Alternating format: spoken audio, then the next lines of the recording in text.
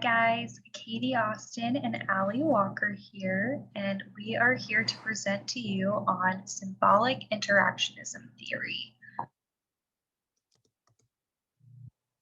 First, we're going to cover just briefly some history and background of this theory before we dive into some of the other components.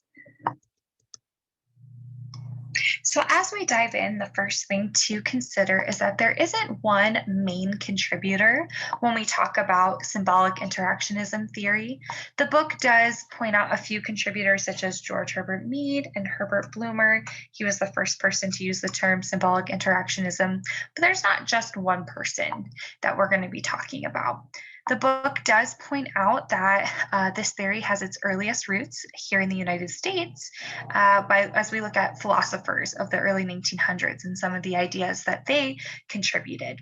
Those four main ideas are that the world is constantly changing, that social structure is also constantly changing, that the meaning of objects comes from our interactions with those objects rather than the object themselves, which means the meaning could vary from person to person depending on their interactions. And then finally, science can help a society's progression and democratic values, the advancement of those values. The assumptions for this theory are broken up into a few themes. So the first theme discusses meaning, and it states in the book that meaning is a central element of human behavior. And there's three assumptions listed here. So the first is that an individual's reaction to something is based off of the meaning it holds for them. So this means that there could be two people, person A and person B, looking at the same symbol, and it could hold positive meaning for person A and a negative meaning for person B, and they're going to react accordingly. The second assumption is that our interactions with others teach us about meaning and what meanings to assign. So we learn this through our interactions with other people. And then the third assumption is that an individual interprets when they encounter new experiences and concepts. So we're not just acted upon, we are able to react. And as we are encountering new experiences and new concepts, we are learning and interpreting. The second theme is about sense of self. So we read in a textbook that because humans are active social beings who interact with others based on their meaning of a situation, they must have a sense of self for this to take place.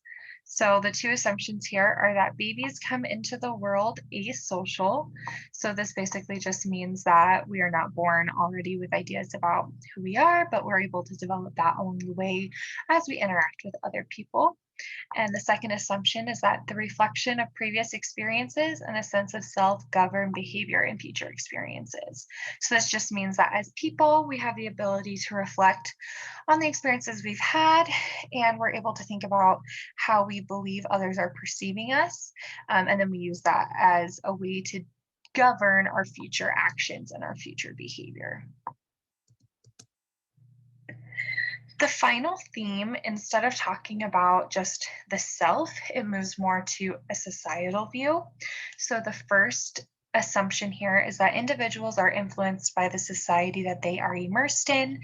So this is stating that while we are influenced by our own beliefs and our own values and our families, we are also going to be influenced by the cultural norms and by the society that we live in. And then the second assumption here is that individuals come to understand the rules and values of a society and culture by experiencing it firsthand. So we included a picture of a temple here because some of you may have had the opportunity to serve as a missionary in a place that was unfamiliar to you.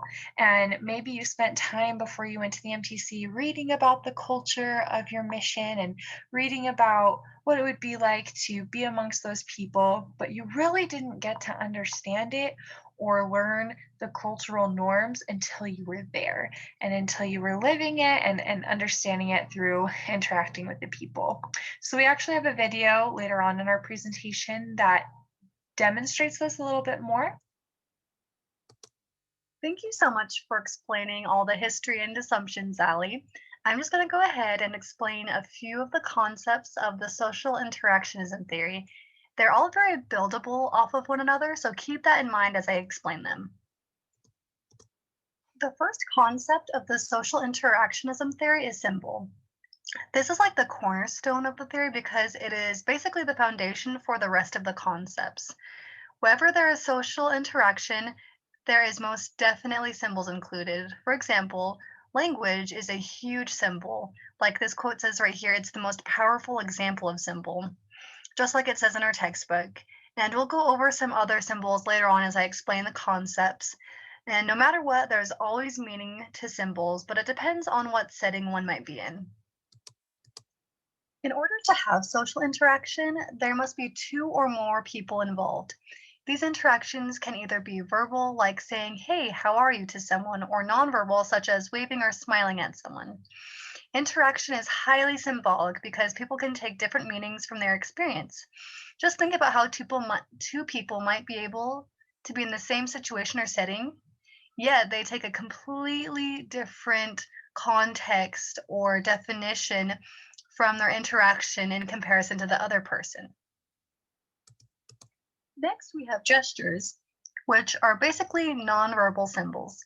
Gestures not only build off of symbols, but it builds off of the concept of interaction because another person has to be around to interpret and react to the gesture. In most cases, gestures are pretty universal, but there are a few hand gestures in the US that can be communicated in a completely different way. For example, the OK hand sign in the US has a positive connotation, but there are other parts of the world where it has a very negative connotation. Just think about some of the gestures that you can think about in non-verbal communication. I'm sure there's a lot that you can think about. From our own observation and watching how people act in certain settings, we learn how to act in different environments. We may also observe that people act differently in varying situations, like the textbook talks about how we might act differently around our parents than we do around our friends, all depending on what we consider to be appropriate for the setting. The last concept I'll be going over is rituals. This is built upon all of the other concepts that we just went over. For example, think about what the textbook uses to exemplify rituals. It says, think about how your family celebrates holidays such as Thanksgiving. Each family has its own social norms for how they interact with each other and which symbols and gestures are appropriate part of the rituals. Thanksgiving has a lot of different social norms and symbols in it, but keep in mind that rituals don't have to be any big celebration or special event. It can be anything that two or more people engage in consistently that has symbolic meaning. Next, we're going to watch a small clip from the children's TV show Arthur, and then after that, we're going to watch another clip from Baseball Man. Keep in mind the different assumptions and concepts that Ali and I went over as you're watching these. What's this mean? I don't know. What? Hi, Mr. Sipple. What's this? What's that? You did this! Where I come from, doing that on a bike means bring me a cabbage, fast! I left the tub running, bye!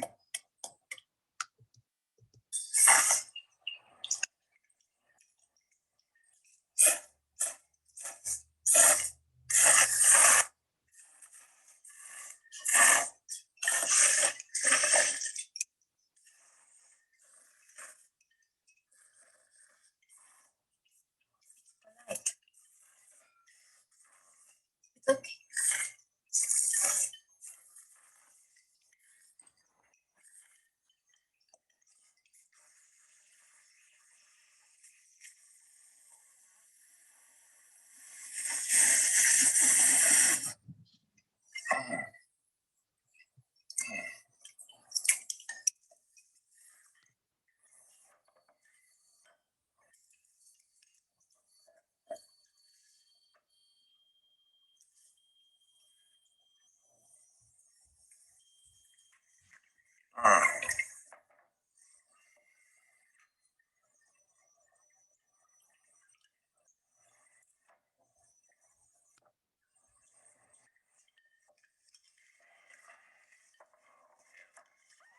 Oh.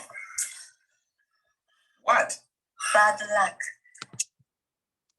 So those were some pretty fun videos to watch. In Arthur, there were a lot of gestures in the beginning, and then the neighbor ran over with a symbol, which was a head of lettuce.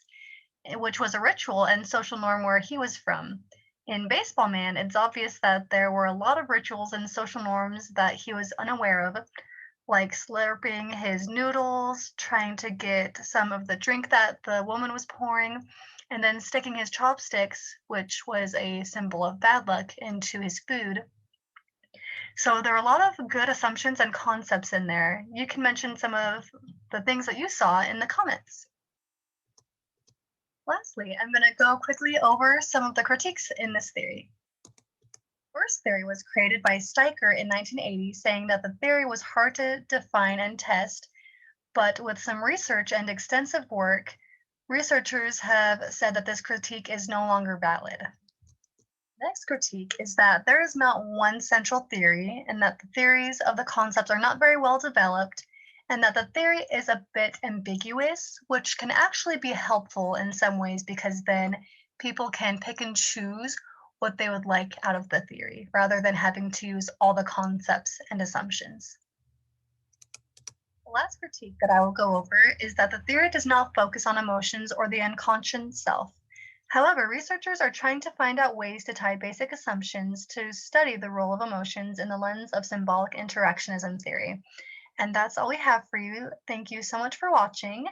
We hope that you got a lot out of our presentation and let us know what you think about it. Thank you so much.